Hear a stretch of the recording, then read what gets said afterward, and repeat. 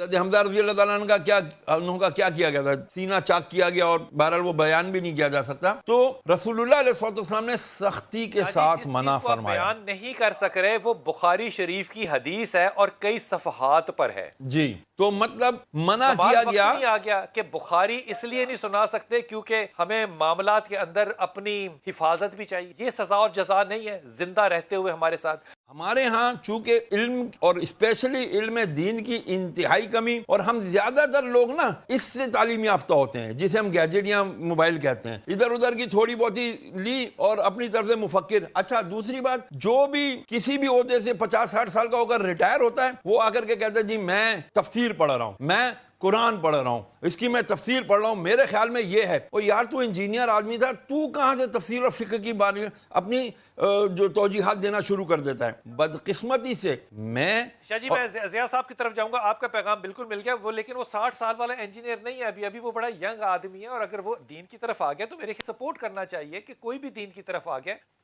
مطلب بات تو صحت مند ہے نا. یہ کوئی کسی نے کوئی میں کیا کہوں ٹھیکے کا لفظ نہیں استعمال کر سکتا کہ وہ نہیں پڑھ سکتا دین، یا وہ نہیں دین کی گفتگو کر سکتا. سب کا حق نہیں ہے میرے خیال میں، سب کی ضرورت ہے کہ ایسا کرنا چاہیے. ہاں جی، نیکسٹ سوال ہے. 21 دسمبر 2021 کو سما ٹی وی کے پروگرام قطب آن لائن میں ایک بریلوی مولانا صاحب نے آپ کی طرف اشارتاً گفتگو کرتے ہوئے کہا کہ بدقسمتی سے لوگ آج کل موبائل فون اور انجینئر سے علم دین سیکھ رہے ہیں. اس پر اینکر پرسن سید بلال قطب نے ان پر گرفت کی. اگر آپ نے وہ پروگرام دیکھا ہے تو پلیز اس پر رائے دے دیں.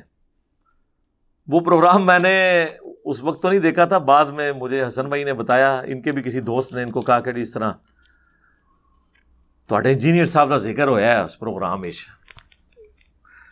تو مجھے پہلے ہی پتا تھا کوئی اچھے الفاظ میں تو نہیں ہوا ہوگا. ہم تو تیار ہوتے ہیں اس کے لیے، کوئی بڑی بات نہیں ہے. میرے بھائی پچھلے 100 سالوں میں 60,000 کتابیں اللہ کے نبی صلی اللہ علیہ وآلہ وسلم کے خلاف لکھی گئی ہیں. دنیا میں کسی انسان کے خلاف اتنی کتابیں نہیں لکھی گئی. اور ان 100 سالوں میں جتنی تیزی سے اسلام پھیلا ہے نا، کوانٹٹی کے اعتبار سے اس کی مثال آپ کو پچھلے 1200-1300 سال میں نہیں ملے گی. تو پروپیگنڈے سے فائدہ ہی ہوتا ہے. تو وہ پھر میں نے پروگرام سارا دیکھا. سب سے پہلے تو میں سید بلال قطب صاحب کو، میری 1-2 دفعہ فون پہ بھی ان سے بات ہوئی ہے، زیادہ کوئی لمبی گپ شپ نہیں، یہ نہیں ہے کہ ریگولر وہ رابطے میں. اور میرا خیال ہے اس بات کو ہوئے بھی کتنے مہینے گزر چکے ہیں، آلموسٹ شاید سال گزر چکا ہو. میں انہیں مبارکباد پیش کرتا ہوں کہ انہوں نے اس طرح کے پروگرام کنڈکٹ کرنے شروع کیے ہیں جس میں علماء کو بٹھا کر سینسٹیو ایشوز کے اوپر گفتگو کی جائے. یہ بہت ضروری ہے. دوسرا، اس پروگرام کی خصوصیت مجھے یہ لگی کہ اس میں انہوں نے نا علماء نے جو آرگومنٹس یا باتیں کی انہیں کنفرنٹ بھی کیا ہے. یعنی کہ بھی آپ یہ جو بات کر رہے ہیں تو اس پہ یہ بات بھی بنتی ہے، اس کو بھی ذرا دیکھیں. یہ بڑا دلیری والا کام ہے. علماء اس طرح کی توہین اپنے حق میں برداشت کوئی نہیں کرتے، یہ میں آپ کو بتا دوں. وہ اس چیز کو عیب سمجھتے ہیں. بلکہ اسی پروگرام کے سٹارٹ میں ہی وہ ایک بریلوی عالم تھے، وہ ہے مجہول ہی ہیں، مجہول سے مراد ہے کہ ان نون ہے، اتنے مشہور نہیں ہیں. وہ کہنے لگے کہ سیدنا حمزہ ابن عبد المطلب رضی اللہ تعالیٰ عنہ علیہ السلام سے متعلق ایک حدیث ہے، اور وہ حدیث تھوڑی سی بیان کی. اس کے بعد انہوں نے کہا کہ میں یہ تو حدیث بیان بھی نہیں کر سکتا پوری. انہوں نے کنفرنٹ کیا، انہوں نے کہا ہاں جی مجھے بتائیں، جس ملک میں آپ وہ حدیث جس کو آپ کہہ رہے ہیں میں بیان نہیں کر سکتا وہ صحیح بخاری میں موجود ہے، آپ صحیح بخاری کی حدیث آ کے پبلکلی بیان نہ کر سکیں تو ہم پھر کہاں کے مسلمان ہیں کہ ہم قرآن اور حدیث پبلکلی بیان نہیں کر سکتے. حمزہ رضی اللہ تعالیٰ عنہ کا کیا گیا تھا؟ سینہ چاک کیا گیا، اور بہرحال وہ بیان بھی نہیں کیا جا سکتا. تو رسول اللہ علیہ السلام نے سختی کے ساتھ منع فرمایا. بیان نہیں کر سک رہے وہ بخاری شریف کی حدیث ہے اور کئی صفحات پر ہے. جی تو مطلب منع کیا گیا. نہیں آ گیا کہ بخاری اس لیے نہیں سنا سکتے کیونکہ ہمیں معاملات کے اندر اپنی حفاظت بھی چاہیے. یہ سزا اور جزا نہیں ہے زندہ رہتے ہوئے ہمارے ساتھ. وہی بات جو ہم بھی کر رہے ہیں، یہ کبھی بھی نہیں کر سکتے. جس ماحول میں میرے بھائی آپ قرآن اور حدیث ہی بیان نہ کر سکیں تو آپ اندازہ لگا لیں کہ ہم نے اپنی قوم کی تربیت کیا کی ہوئی ہے. تو میرے بارے میں جو اس میں بات ہوئی نا، وہ بریلوی مولانا صاحب بات کرتے کرتے پتہ نہیں ان کے دماغ میں کیا تھا. ہم تو علماء کے اعصاب کے اوپر ویسے ہی سوار ہیں. تو وہ کہنے لگے یہاں پہ لوگ 50-60 سال کی عمر میں جا کے ریٹائرڈ ہوتے ہیں اور پھر قرآن کی تفسیر بیان کرنا شروع کر دیتے ہیں، ہوتے انجینئر ہیں. اور 60 سال دا کوئی انجینئر نہیں جو دین دا کام کر رہا ہوئے. لیکن وہ اینکر جو کہ سمجھدار تھا، اسے پتا تھا کہ وہ 60 سال کا کہہ کے وہ توریہ کر رہا ہے نا، وہ بات کدھر لے کے آ رہا ہے. خیر انہوں نے تسلی سے اس کے بعد بھی ان کی بات سنی. اس کے بعد انہوں نے کہا کہ معذرت کے ساتھ، جس کو آپ کہہ رہے ہیں نا کہ وہ 60 سال کا انجینئر ہے، وہ ینگ انجینئر ہے. اور پھر انہوں نے کہا کہ مجھے، اب یہ میں لفظ وہ کہتے ہیں کہ میں استعمال نہیں کرتا، ٹھیکے والا، یعنی استعمال کرنے کا طریقہ یہی ہوتا ہے. کیا صرف یہ دین کو بیان کرنے کا ٹھیکہ علماء نے لیا ہوا ہے؟ اگر کوئی شخص اس طرح دین بیان کر رہا ہے تو آپ اس کی حوصلہ افزائی کریں، بجائے یہ کہ آپ اسے ڈسکریج کریں. ہمارے ہاں چونکہ علم اور اسپیشلی علم دین کی انتہائی کمی، اور ہم زیادہ تر لوگ نا اس سے تعلیم یافتہ ہوتے ہیں جسے ہم گیجٹ یا موبائل کہتے ہیں، ادھر ادھر کی تھوڑی بہت ہی لی اور اپنی طرف سے مفکر. اچھا دوسری بات، جو بھی کسی بھی عہدے سے 50-60 سال کا ہو کر ریٹائر ہوتا ہے، وہ آ کر کے کہتا ہے جی میں تفسیر پڑھ رہا ہوں، میں قرآن پڑھ رہا ہوں، اس کی میں تفسیر پڑھ رہا ہوں، میرے خیال میں یہ ہے. اور یار تو انجینئر آدمی تھا، تو کہاں سے تفسیر اور فقہ کی بات اپنی جو توجیحات دینا شروع کر دیتا ہے؟ بدقسمتی سے میں شاہ جی میں ضیاء صاحب کی طرف جاؤں گا. آپ کا پیغام بالکل مل گیا. وہ لیکن وہ 60 سال والا انجینئر نہیں ہے ابھی وہ بڑا ینگ آدمی ہے، اور اگر وہ دین کی طرف آ گیا تو میرے سپورٹ کرنا چاہیے کہ کوئی بھی دین کی طرف آ گیا. مطلب بات تو صحت مند ہے نا. یہ کوئی کسی نے کوئی، میں کیا کہوں، ٹھیکے کا لفظ نہیں استعمال کر سکتا کہ وہ نہیں پڑھ سکتا دین، یا وہ نہیں دین کی گفتگو کر سکتا. سب کا حق نہیں ہے میرے خیال میں، سب کی ضرورت ہے کہ ایسا کرنا چاہیے. تو انہوں نے تو اس پہ بات کنکلوڈ کر دی. میں اب اس کی اگلی قسط بیان کرتا ہوں. ظاہر ہے چونکہ میرا ذکر ہوا ہے تو میرا تو حق ہے کہ اس فل ٹاسک کو میں باؤنڈری کے باہر پھینکوں. تو میں پہلے تو بلال بھائی حافظہ اللہ تعالیٰ کو مبارکباد پیش کرتا ہوں، اور میں ان کو بتاتا ہوں کہ یہ حوصلہ افزائی کیوں نہیں کرتے. ان کے پلے کوئی شے ہی نہیں ہے جو ہمارے قرآن و سنت کے دلائل کے مقابلے پر لا کر اپنی پبلک کو سیٹسفائی کر سکے. ان کا تو بھیانک خواب یہ پلیٹ فارم بنا ہوا ہے. اس لیے ان کو ہر وقت کوئی بھی دنیا میں مسئلہ ہو جائے نا، وہ انجینئر کا نام لینا شروع کر دیں گے، انجینئر نے یہ کر دیا. اس طرح کے وسوسے پہلے بھی کافی علماء نے، وہ جی دیکھیں جی ڈاکٹری کا مسئلہ ہوگا ہم ڈاکٹر سے جا کے پوچھیں گے، انجینئرنگ کا مسئلہ ہوگا انجینئر سے جا کے پوچھیں گے. اس طرح کی پھر آپ کو مثالیں دیں گے. تو میرے بھائی پھر آپ ممبروں سے یہ بات کیوں کرتے ہیں، یہ حدیث کیوں بیان کرتے ہیں سنن ابن ماجہ کی جو مشکات میں موجود ہے؟ اگرچہ اس کی سند میں کلام ہے لیکن اس کا متن قرآن و سنت کے عین مطابق ہے. اسے تلقی بالقبول حاصل ہے کہ علم دین حاصل کرنا ہر مسلمان مرد و عورت پر فرض ہے. تو اس کا کیا مطلب ہے کہ ہر مسلمان مرد و عورت نے علماء والی ڈگری لینی ہے مدرسے سے، یا اتنا بیسک علم حاصل کرنا ہے جتنا اس کی 24 گھنٹے کی زندگی گزارنے کی ضرورت ہے؟ ورنہ تو ساروں کو بھی ڈگری ہولڈر ہونا چاہیے. اور ڈگریاں تو میں تھوڑا جڑا نا اینڈ تک کھولاں گا کہ ڈگریاں دی اوقات کے ہے. ویسے تو ساڈی ویڈیوز کھل چکی ہے اوقات. تو کہیں گے نہیں ہر بندے کو علم دین حاصل کرنا چاہیے. پھر جامعہ ترمذی کی ایک حدیث ہے، اس کی سند میں کلام ہے لیکن اس کو سپورٹیو ابن عباس کا قول ہے کہ حکمت مؤمن کی گم شدہ میراث ہے، جہاں سے بھی ملے اسے حاصل کر لو. ہے کہ نہیں؟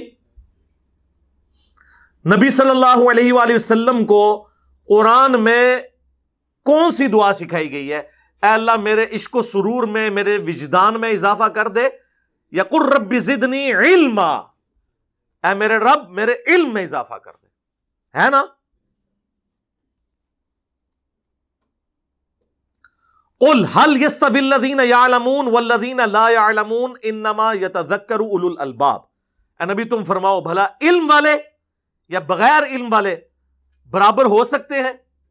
نصیحت تو نہیں حاصل کرتے مگر عقل والے. عشق دے چلے نہیں سر، نہ عقل والے. ਇਸ਼ਕ ਦੇ ਝੱਲੇ ਜਿਹੜੇ ਨੇ ਇੱਥੇ ਮੇਰੇ ਹੱਥੋਂ ਮਾਰੇ ਗਏ, ਅੱਗੋਂ ਫਰਿਸ਼ਤਿਆਂ ਦੇ ਹੱਥੋਂ ਮਾਰੇ ਗਏ। ਅਕਲ ਵਾਲੇ। इन्नमा यख्शल्लाह मिन इबादिहिल उलमा, अल्लाह की खशियत और मार्फत तो सिर्फ अहले इल्म को है।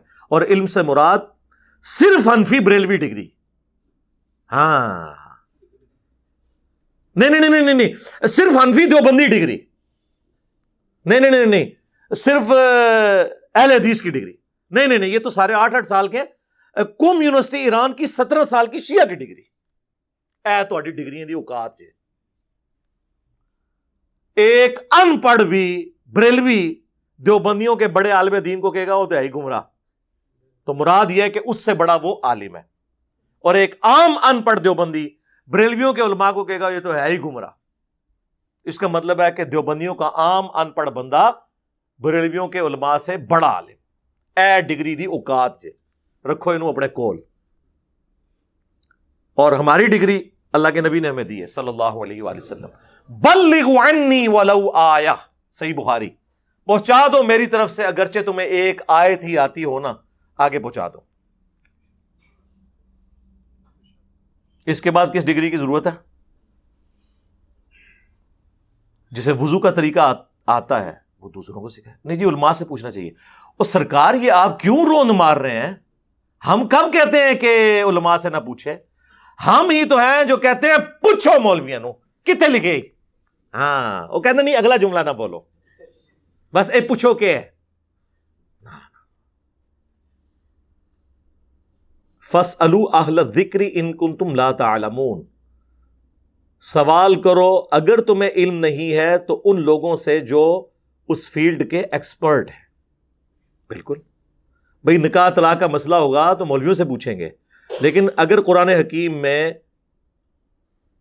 बायोलॉजी से मुतालिक, जियोलॉजी से मुतालिक, एस्ट्रोनॉमी से मुतालिक, फिजिक्स से मुतालिक 1000 के करीब साइंटिफिक फैक्ट्स के ऊपर, फिजिकल फिनोमेना ऑफ नेचर के ऊपर, कानून कुदरत के ऊपर आयात होंगी, तो सर उलमा को तो साइंस नहीं आती है, वो तो फिर हम गोरों से जाके पूछेंगे ना। तो आज तक किसी इंजीनियर डॉक्टर ने कहा कि उलमा से जाके कुरान की 1000 आयात के बारे में ना पूछो, ये तो जाहिल है। वो कहते हैं नहीं पूछो, हो सकता है उन्हें पता हो और बता भी दें तुम्हें, लेकिन खुद से नहीं बता रहे होंगे। जाहिर है कि वो तो किसी साइंटिस्ट के इल्म से, तो फिर सर ये साइंटिस्ट का ही हौसला है ना, ठीक है ना, कि वो कहते हैं आप हमारा इल्म जो आपने हमसे हासिल किया है, हमसे डिग्री लिए बगैर आगे बयान करें। सर मैंने मैकेनिकल इंजीनियरिंग की हुई है, अगर कोई इंजीनियरिंग के ऊपर बात करता है और सही बात करता है, मैं कभी उसे डिग्री नहीं मानूंगा। ये हमारा हौसला है। मौलवी से पूछ लें कि अगर तू अपने घर का एयर कंडीशन लगवा रहा हो और एसी का जो इनर यूनिट है ये थोड़ा सा टेढ़ा लग जाए और देखने में नजर भी आ रहा हो, तो तुम कारीगर को ये नहीं कहते हो कि यार इसे जरा सीधा करके लगाओ, और आगे से अगर वो कारीगर कहे कि तेरे पास वो डिग्री नहीं है, फील्ड तो मेरी है। हाँ, तो आटी कहना चाहिए ना। पंक्चर लगवाने जाते हैं मोटर बाइक का, आपने तो कभी पंक्चर नहीं लगाया, लेकिन आप उसे कहते हैं यार जरा देख ली कोई और ट्यूब पंक्चर ना होवे, वो डालने लगे तो आप कहते हैं टायर भी हाथ मार के चेक करी को कील ना लगा हुआ हो। आगे से वो कहे कि मेरा काम है या आपका काम है, जा तू स्पारे पढ़ाते रह जड़ा काम है, कहता कोई।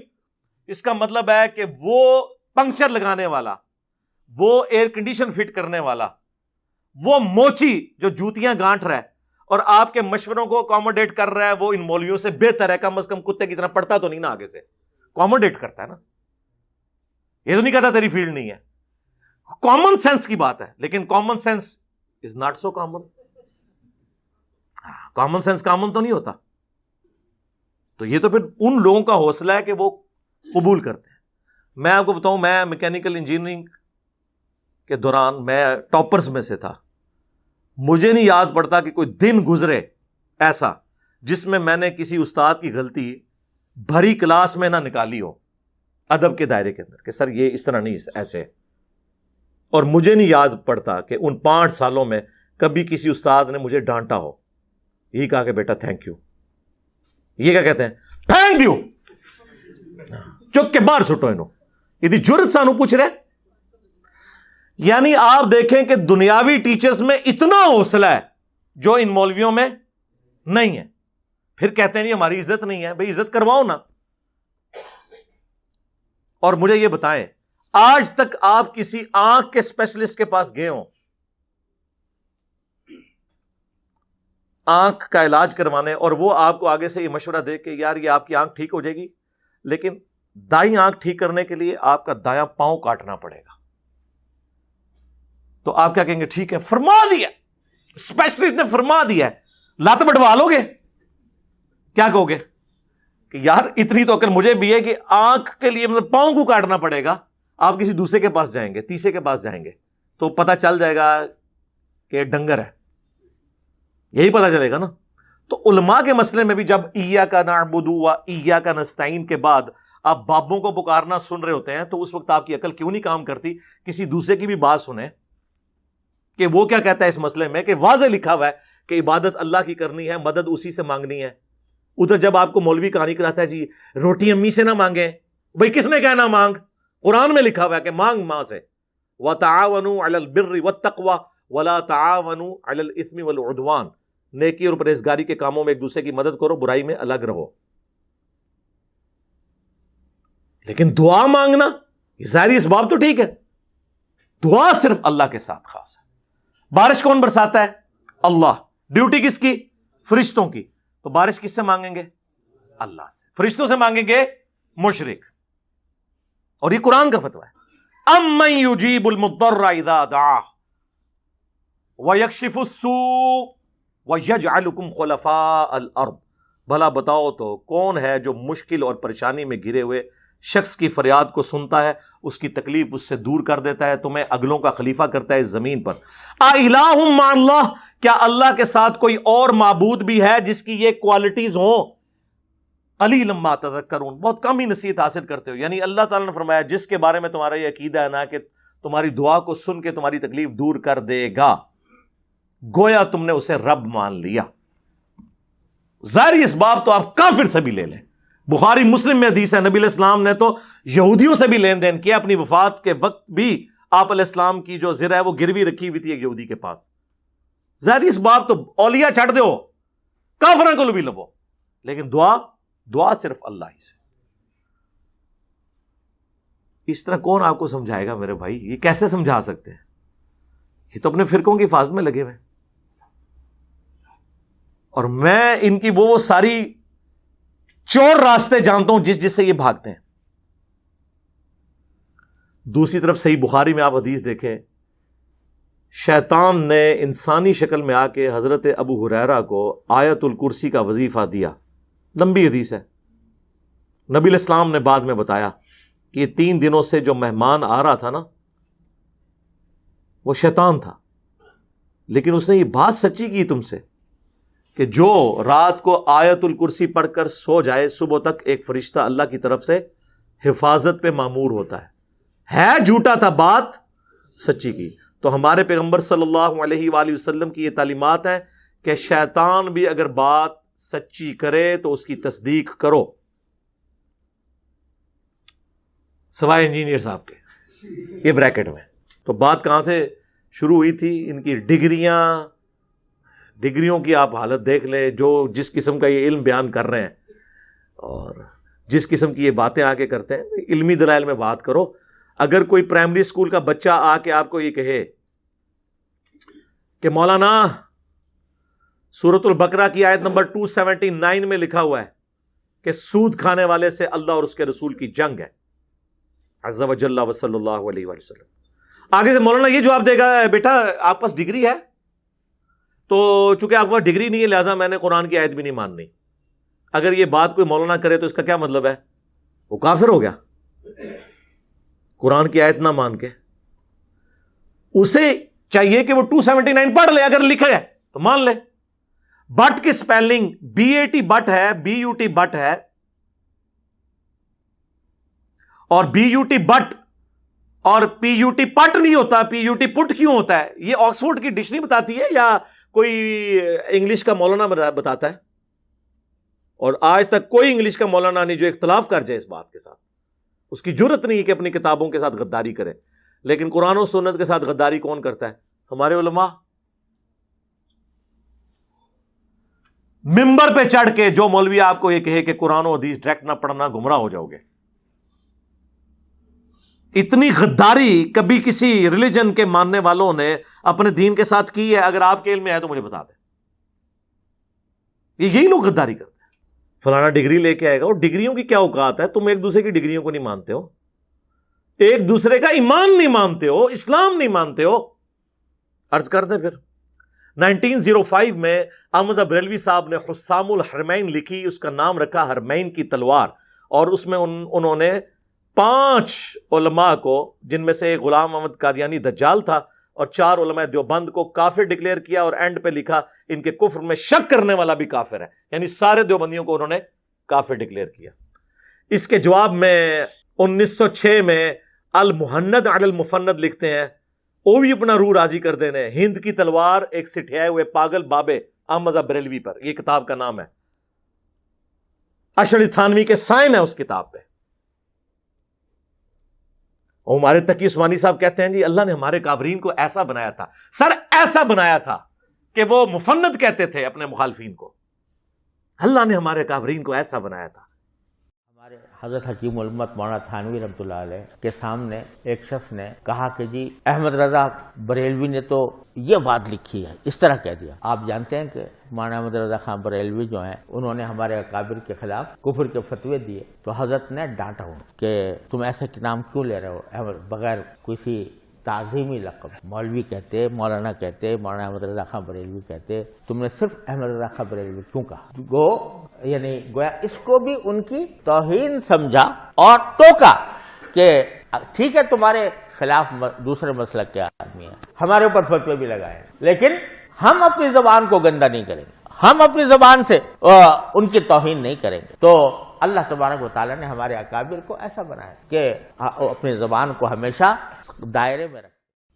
منو پتہ ہے کس طرح بنایا سی اللہ نے صحیح بنایا سی, بعد شیطان نے انہوں نے ورگلاتا سی. پیدائشی تو ہوتے ٹھیک سن. اور اشرف تھانوی صاحب کے سائن ہیں, اور تقی عثمانی صاحب کے ابا جی کے بھی سائن ہیں, ان کے بھی سائن ہیں. بعد میں بھی اس میں نا وہ تقریر ہر دفعہ ایڈ ہوتی رہتی ہے, وہ جو مولوی آتا ہے نا وہ بھی اپنا وچ ڈالتا جاتا ہے کہ ہم اس کو مانتے ہیں المحند علی المفند کو. وہ بہت کم مفتی ہیں جو کہتے ہیں کہ ہم ڈگری کر کے فارغ بھی ہو گئے تھے, ہمیں نہیں پتا تھا اس میں کیا لکھا ہوا ہے. میں نے تو اپنی زندگی میں اب تک, حالانکہ میں تو درس نظامی میں نے پڑھا ہے, میں نے المحند المفند کا ہمیں تو پتہ بھی نہیں تھا اس میں کیا لکھا ہوا ہے. یہ قصے پرانے ہو چکے تھے, یہ بحثیں ختم ہو چکی تھی, نئے سرے سے ایک پرانے قصے اٹھا کے امت میں آگ لگا. تو ظاہر ہے آپ کو ڈگری تو میں نے کروانی تھی نہ آ کے, کہ آپ کو نہیں پتا تھا اس میں کیا لکھا ہوا ہے. وہ بہت کم لوگ ہیں, باقی ان کو پتا ہے.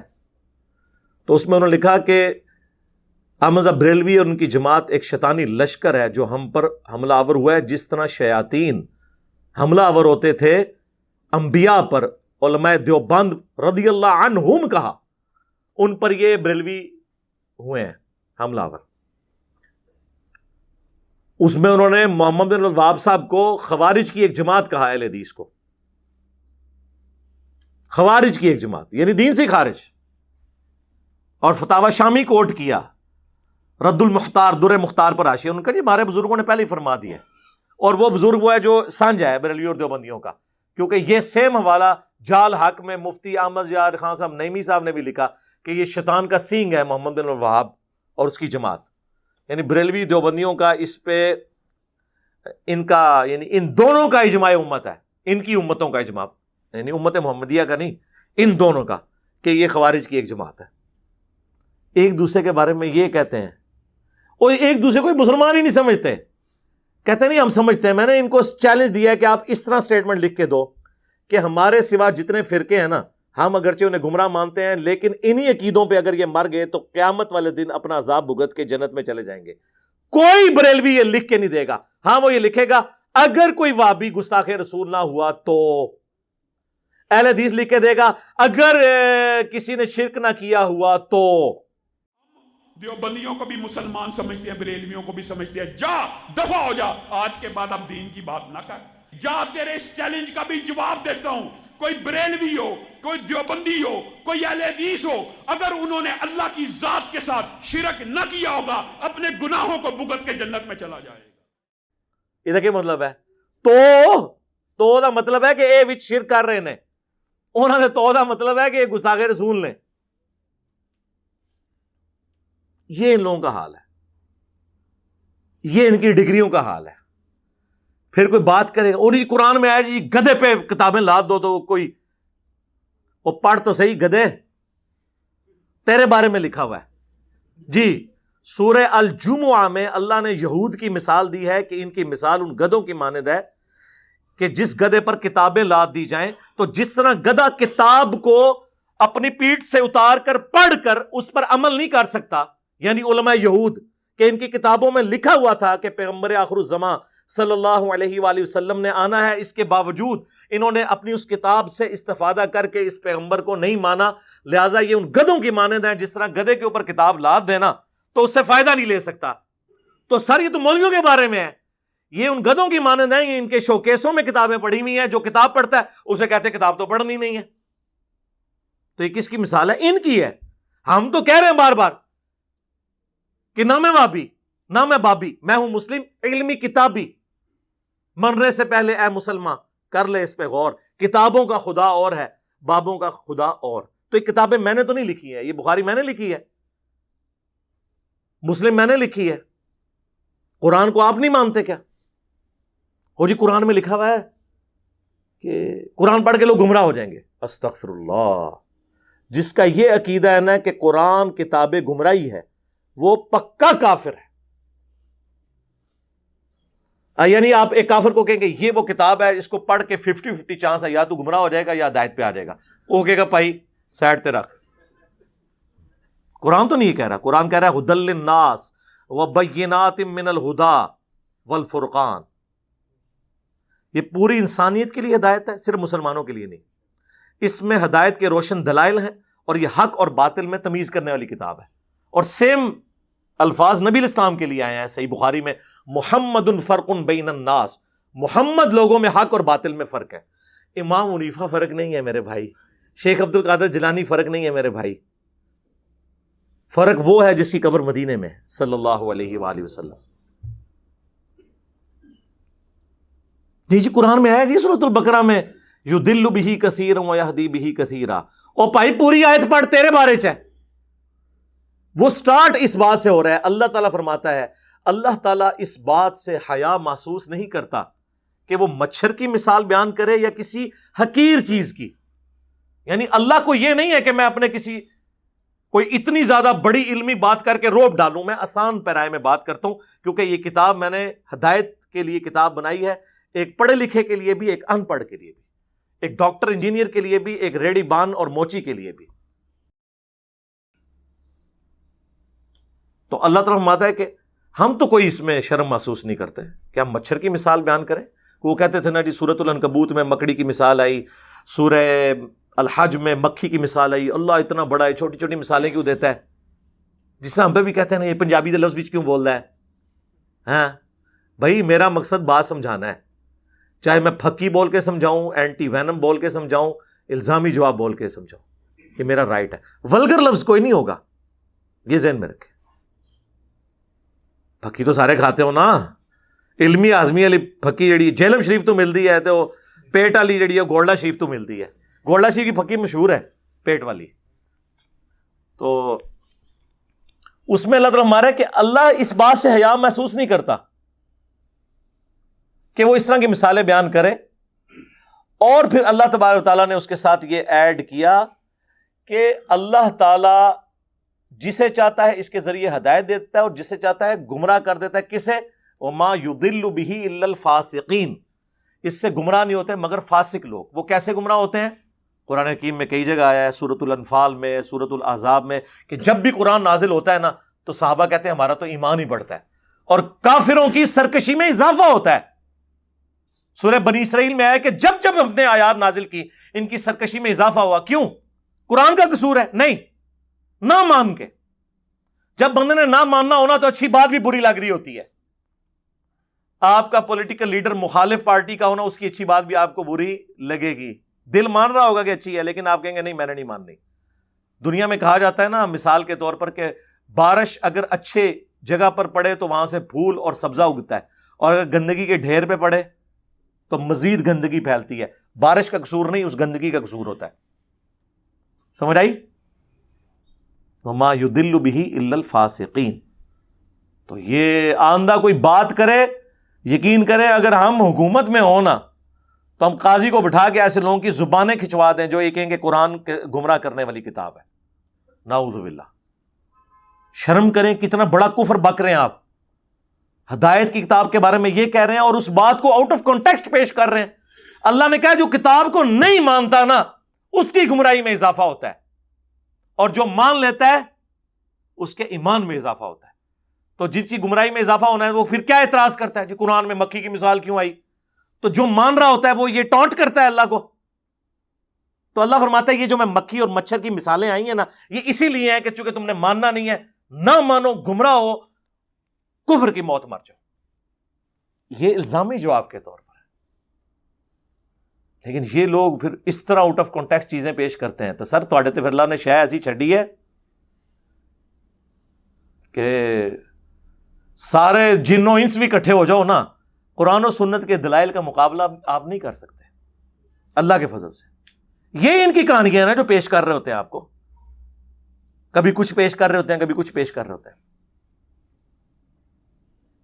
اللہ کے فضل سے ہمارے نبی علیہ السلام نے حجۃ الوداع پر 2 چیزیں چھوڑی۔ المستدرک للحاکم میں حدیث ہے، کتاب اللہ اور سنت کا مضبوطی سے پکڑ لینا، کبھی گمراہ نہیں ہوگے۔ غدیر خم پہ صحیح مسلم میں آتا ہے 2 چیزیں چھوڑی، کتاب اللہ اور میرے اہل بیت۔ کتاب اللہ کو پکڑ لینا، کبھی گمراہ نہیں ہوگے۔ اہل بیت کے ساتھ اس نے سلوک کرنا، اللہ کے فضل سے پوری زندگی تقریر کی۔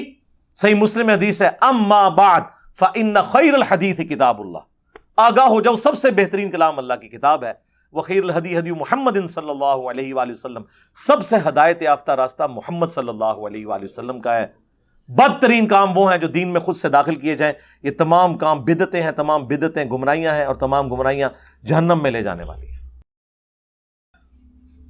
اور وسیع چھوڑا قرآن، بخاری مسلم میں آتا ہے، عبداللہ ابن ابی اوفا سے پوچھا گیا نبی علیہ السلام نے کسی کو وسیع بنایا تھا؟ انہوں نے کہا کہ ہمیں اللہ کے نبی علیہ السلام نے کتاب اللہ کے مطابق چلتے رہنے کی وصیت کی تھی۔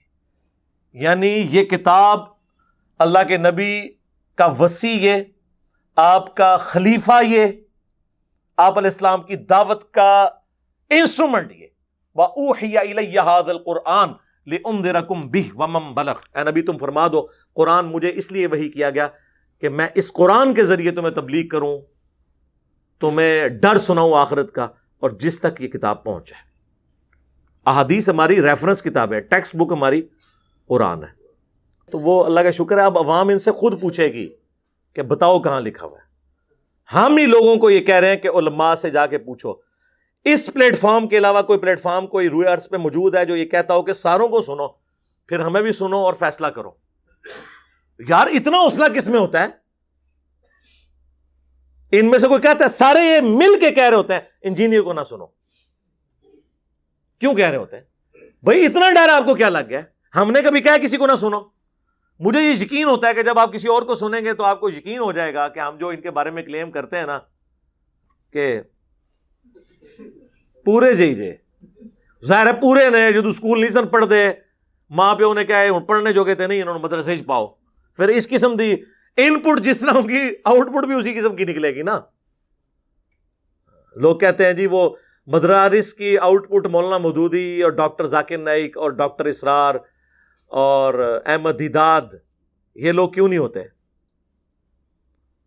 وہ سارے ادھر جو آگے ہوئے ہیں، ادھر تو وہ جائیں گے جو آپ نے جس قسم کے لوگ ڈالے ہیں، تو پھر آؤٹ پٹ اس قسم کی نکلے گی۔ تو اس میں عوام کا بھی قصور ہے۔ تو آندہ جب کوئی اس قسم کی بات کرے تو سب کو یہ کہا کرے کوئی علمی بات کرو، ٹھیک ہوگا جی؟ صلو علی محمد وآل محمد، اللہم صلی علی محمد وعلی آل محمد واصحاب محمد اجمعین الی یوم الدین۔